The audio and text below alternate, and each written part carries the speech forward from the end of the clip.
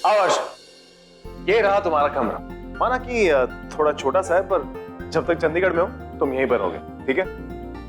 यार वीरेन, इतनी मेहमान नवाजी की आदत नहीं है यार। तो आदत डाल ले। अरे आप अपने दोस्त की बात नहीं मानोगे? जी भाभी, और बाप ने बोल दिया है तो मानना ही पड़ेगा। अब चलिए, आप आराम कीजिए और सीधे डिनर पर मिलते हैं। और हाँ, बीच में किसी भी चीज की जरूरत पड़े तो आपके रूम में एक इंटरकॉम पड़ा है, बस एक फोन घुमा दीजिए। ऑफ कोर्स भाभी। यार वीरेन, मैंने जो भी विधि के बारे में कहा उसे मजाक में मत लेना। एक बार उससे बात करके देख प्लीज।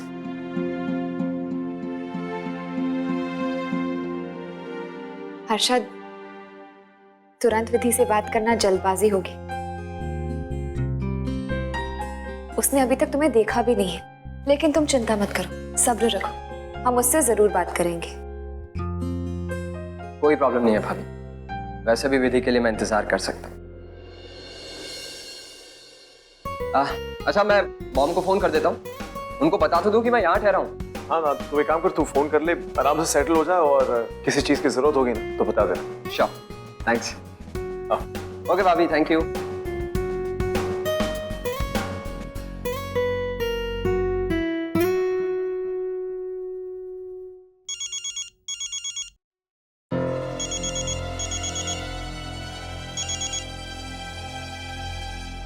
हेलो।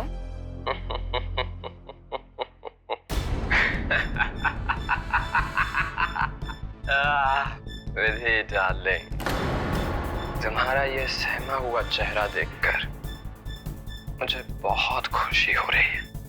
तुम्हारी आंखों में ये खौफ, ये कपकपाते होंठ और थक थक करती है धड़कन।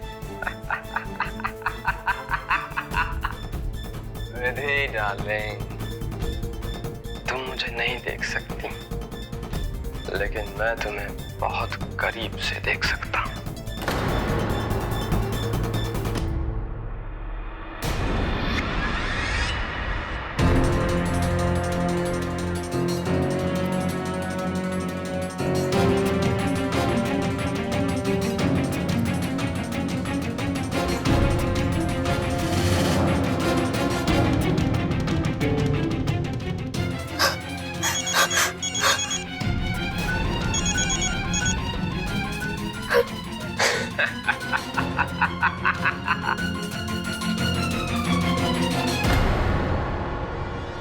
नहीं देख सकते तुम मुझे, मैं जहां पर हूं तुम वहां बिल्कुल नहीं पहुंच सकते, कभी नहीं पहुंच सकते तुम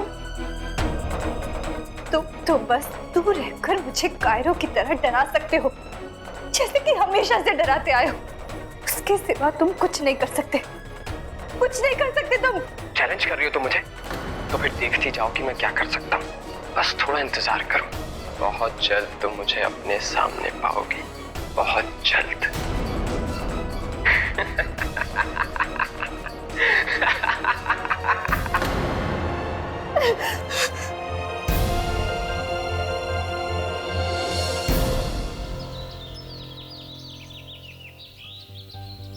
मानी, जिद मत कर बेटा, जाकर खा ले। थकावट के मारे अब मुझ में इतनी हिम्मत भी नहीं है कि मैं तेरे पीछे पीछे भागूं खाना खिलाने के लिए। आपने जो करना था ना, आप कर चुके हो। अब मेरी बारी। बड़ी बीजी, आप वो जो घरेलू दवाई के बारे में बता रही थी ना, पैर की मोच के लिए। हाँ, ओ, नीम के पत्ते और हल्दी का लेप, इससे अच्छा रहता है, लेकिन घर में नीम की पत्ती नहीं है बेटा। कोई बात नहीं, बाजार से ले आती हूँ। अरे मामूली सी सूजन है बेटा, ठीक हो जाएगी। बीजी, आपकी तो मैं एक भी नहीं सुनने वाली हूँ अभी। जो बेटा, बहुत दूर नहीं जाना, हाँ, चौराहे पे ही मिल जाएगा। और हाँ, छूटे पैसे लेके जाना, नहीं तो बहुत मुश्किल होगी। हाँ ठीक है, आपका हुक्म सलाम हो। मिल गए, चलो आप। मानवी,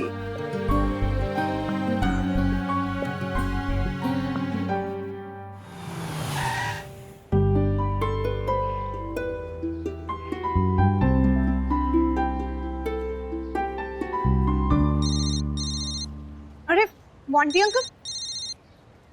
हाँ Monty uncle. Hello pizza girl, मैं आज अपनी फैमिली से मिलने जा रहा हूँ। Wow, that's great uncle. I am sure आज आपका ये रियूनियन होके ही रहेगा। अच्छा अंकल, मैं अभी थोड़ी जल्दी में हूँ, किसी अर्जेंट काम से जाना है। मैं आपको बाद में फोन करूँ? ओके बेटे, take care. Bye uncle, take care.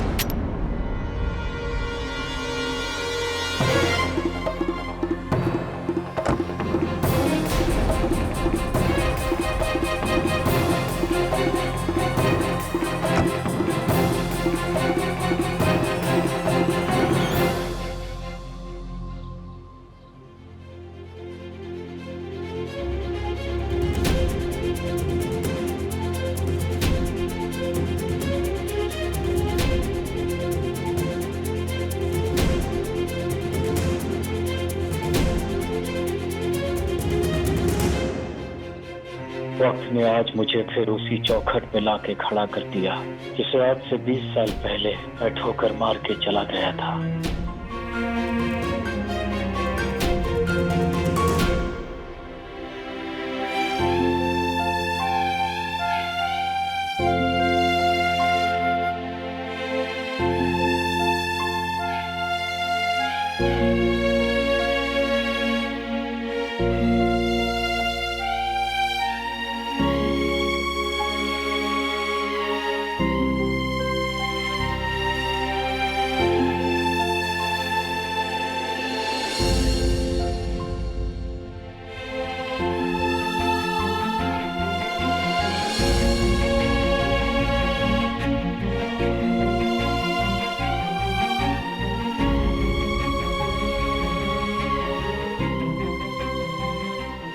ये लड़की भी ना हड़बड़ी में सब चीज इधर उधर डाल के जाती है। बिल्कुल अपने बाप पर गई है। नहीं बीजी, मेरी बच्चियां अपनी बाप जैसी नहीं है। मेरी फूल जैसी बच्चियों को आप इतना बड़ा श्राप क्यों दे रही हैं? बाप तो आखिर बाप ही होता है ना, तो कुछ भी कर, खून का रिश्ता तो अलग नहीं कर सकती। मैंने तुझसे कब से अलग कर दिया है? उनका बाप मर चुका है, उस पापी का साया भी नहीं पड़ने दूंगी अपनी बच्चियों पर। जब मेरी बच्चियों को उनकी जरूरत थी तब तो वो पीठ मोड़कर भाग गया ना, तो फिर आप उस पापी का नाम इस घर में क्यों ले रही हैं? कितनी मुश्किल से मैंने उसकी हरकतों को अपनी जहन से निकाल दिया था, तो फिर आप उसका जिक्र याद क्यों कर रही हैं? आइंदा इस घर में उसका नाम कोई भी नहीं लेगा, भूल कर भी नहीं।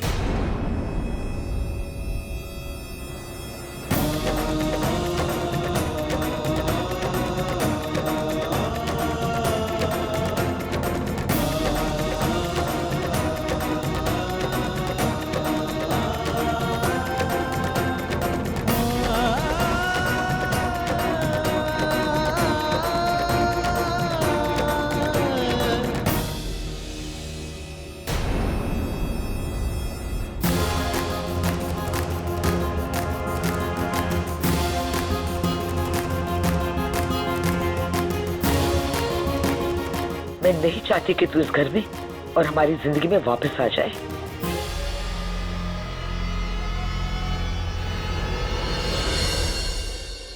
वीरेन जी, मुझे तो यकीन नहीं हो रहा कि हर्षद को विधि पहली नजर में पसंद आ गई। वो अपनी पूरी जिंदगी उसके साथ बिताना चाहता है, ये जानने के बावजूद भी कि वो हमारी सरोगेट है। वीरेन जी, मुझे विश्वास नहीं हो रहा कि आज भी इस दुनिया में हर्षद जैसे अच्छे लोग हैं। ऑनेस्टली जीविका, मैं हर्षद के डिसीजन को लेकर थोड़ा सा सरप्राइज्ड हूँ। मैं ठीक है, मैं समझ सकता हूँ हर्षद बाहर पला बड़ा है, दुनिया देखी है उसने तो, पर अब सरप्राइज से ज्यादा ना मैं थोड़ा सा कंफ्यूज्ड हूँ। किस बात को लेकर वीरेन जी? जीविका सोचो ना, हम विधि के सामने प्रपोजल कैसे लेके जाएंगे? हमें क्या पता कि विधि शादी करने के लिए तैयार है या नहीं, उसे हर्षद पसंद है कि नहीं। जी, आप कैसी बातें कर रहे हैं? विधि कोई बच्ची थोड़ी ना, उसकी भी तो शादी की उम्र हो चुकी है ना। हाँ जीविका, लेकिन कुछ नहीं वीरेन जी। और हर्षद में वो सारी क्वालिटीज है जो एक अच्छे पति में होनी चाहिए। वो गुड लुकिंग है, इंटेलिजेंट है, वेल सेटल्ड है, अंडरस्टैंडिंग है, मैच्योर है। विधि को और क्या चाहिए वीरेंद्र जी? हाँ जीविका, लेकिन इस सब के बावजूद हर्षद विधि के लिए अजनबी है ना।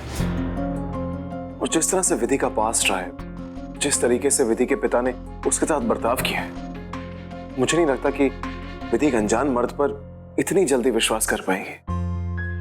सच कह रहे हो वीरेंद्र जी, लेकिन इसका मतलब ये तो नहीं ना कि विधि हमेशा अपने बीते हुए कल के साए में रहेगी। उसे भी तो अपने आज के बारे में, अपने कल के बारे में सोचना होगा। मुझे लगता है हर्षद विधि को बहुत खुश रखेगा और बहुत अच्छा जीवन साथी बनेगा। मेरा दिल कहता है कि विधि उसे मना नहीं करेगी, और अगर करेगी भी ना तो मैं उसे समझाऊंगी। बिल्कुल उसी तरह जिस तरह तुम मेरे लिए सबसे अच्छी जीवन साथी हो ना? नहीं?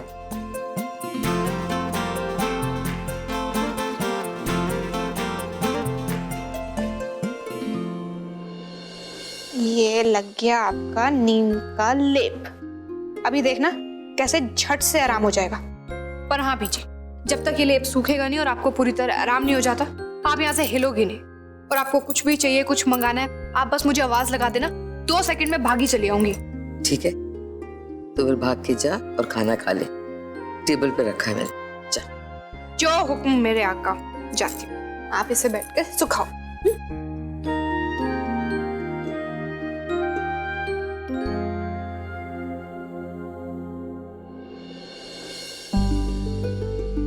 अरे मैं तो मोंटी अंकल को कॉल करना ही भूल गई, उनसे पूछना ही भूल गई।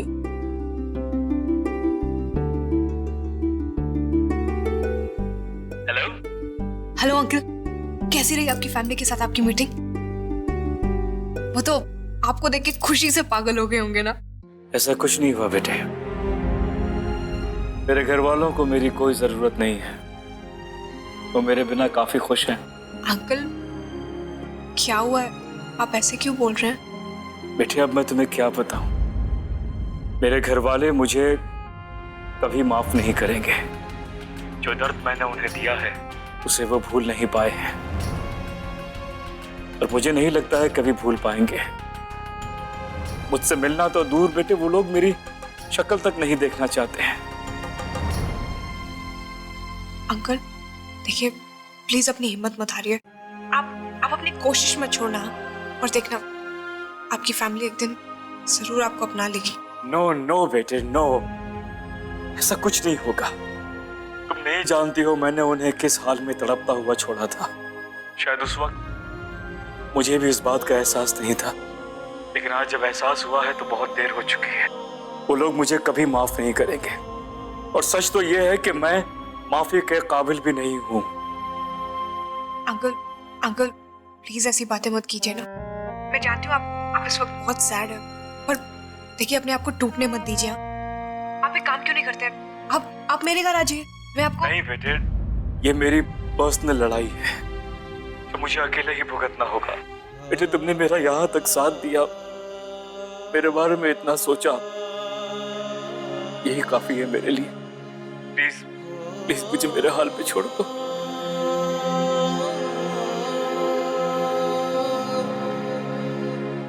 अंकल का मूड तो काफी डाउन लग रहा है, क्या करूं? प्लीज पिज्जा गर्ल प्लीज, अब मेरे बारे में सोचना छोड़ दो। अपनी नींद क्यों खराब करती हो? जाओ जाके सो जाओ। अंकल सोने से पहले मैं आपको एक छोटी सी कहानी सुनाना चाहती हूँ। 2 लाइन की, ज्यादा बोर नहीं करूंगी। एक बार एक कौवा होता है, बहुत प्यासा था। अब उसे एक पानी का घड़ा दिखा, लेकिन घड़े में पानी बहुत कम था। तो कौवे ने डाला कंकड़, पानी आया ऊपर, कौवे ने पिया पानी, खत्म हो गई कहानी। अब ऑब्वियसली आप यही सोच रहे होंगे कि मैंने आपको कौवे की कहानी क्यों सुनाई। वो इसलिए क्योंकि इस वक्त आपकी सिचुएशन बिल्कुल वैसी है जैसी उस कहानी में कौवे की थी। आपको अपनों से मिलने की प्यास उस कदर होनी चाहिए जिस तरह कौवे को थी। वो कंकड़ इकट्ठा करता रहा, उस घड़े में डालता गया जगह जगह से लाकर, और तब तक डालता गया जब तक पानी ऊपर नहीं आ गया और उसने अपनी प्यास नहीं मिटा ली। अंकल आपको भी बिना डरे, बिना रुके आगे बढ़ते रहना होगा। तब तक जब तक आपकी फैमिली आपको अपना नहीं लेती है।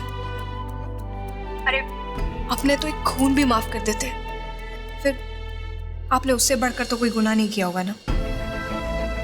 बस आप भरोसा रखिए, आपकी फैमिली आपको जरूर अपना लेगी, पर तब तक आपको हिम्मत और सब्र से काम लेना होगा। बस यही कहना चाहती थी अंकल, इससे ज्यादा मैं आपसे कुछ नहीं कहूंगी। लेकिन हाँ, मेरी बात पे गौर जरूर कीजिएगा। Okay, good night uncle. Good night बेटे। पता नहीं किस जन्म का नाता है इस लड़की से, क्या रिश्ता है इसके साथ। मैं जितना भी टूट जाऊं ये मुझे बिखरने नहीं देती है। जब मेरी हिम्मत दम तोड़ने लगती है, इसकी बातें एक नई उम्मीद जगा देती है। हे भगवान, प्लीज मोंटी अंकल को उनकी फैमिली से मिलवा दीजिए ना, प्लीज।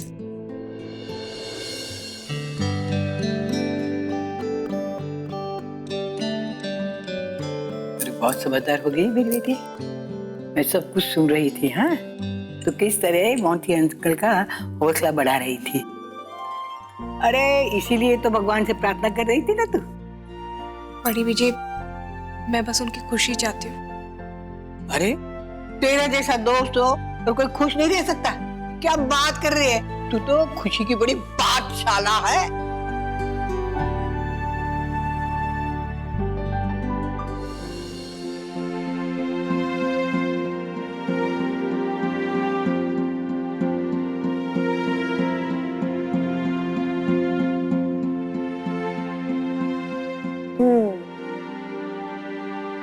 शादी के सपने देख रही है। हाँ सही है, अगर एक लड़की को एक अच्छा समझदार दिल से चाहने वाला इंसान मिल जाए ना, तो जिंदगी आसान हो जाती है ना? पर ऐसा लाइफ पार्टनर सपनों में ही मिलता है जीविका जी, फिर जिसकी किस्मत बहुत ही अच्छी हो, बिल्कुल आपकी तरह। हम जैसे बदनसीब को ऐसा जीवन साथी नसीब कहाँ। तुम बेवजह अपनी किस्मत को क्यों कोस रही हो? तुम्हारी किस्मत का दरवाजा खुल चुका है। एक इंसान है जिसने तुम्हें पहली नजर में पसंद किया है। हाँ विधि, वीरेन जी का एक फ्रेंड है, बहुत ही क्लोज फ्रेंड, शादी करना चाहता है तुमसे बिना किसी शर्त के।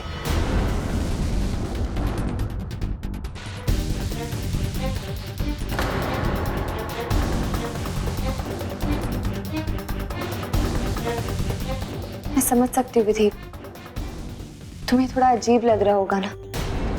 जब हर्षद ने ये सारी बातें हमें बताई, हमें भी हैरानी हुई कि एक नजर में किसी को कोई इतना पसंद कैसे आ सकता है।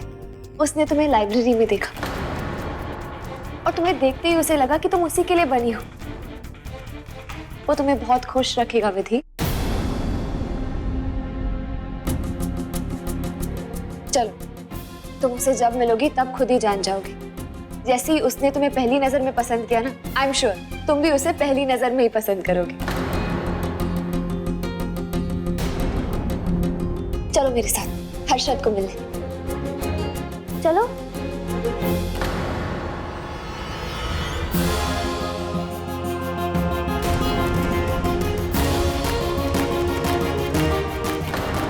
नहीं जीविका जी, मैं किसी से नहीं मिलना चाहती। लेकिन विधि क्यों? तुम हर्षद से क्यों नहीं मिलना चाहती? क्योंकि मैं शादी ही नहीं करना चाहती।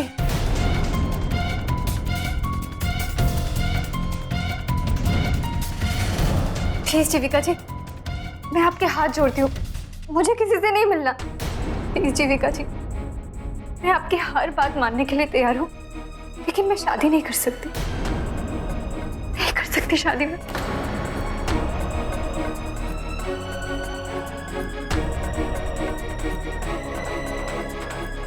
अब मैं इससे ज्यादा आपसे कुछ नहीं कह सकती।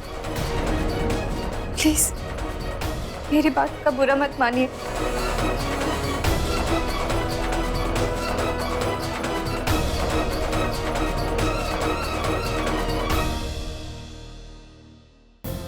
विधि, अगर तुम शादी के लिए राजी नहीं हो तो तुम्हें फोर्स कोई नहीं करेगा। अब चल, ये सारी बातें छोड़ दो, खाना खाने चलते हैं। नहीं जीविका जी, मुझे भूख नहीं है।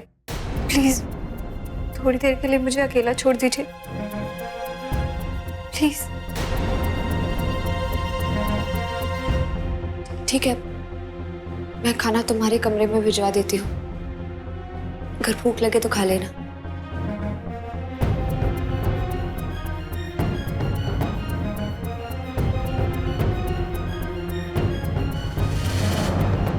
ये विधि शादी का नाम सुनते ही इस तरह क्यों रिएक्ट करने लग गई?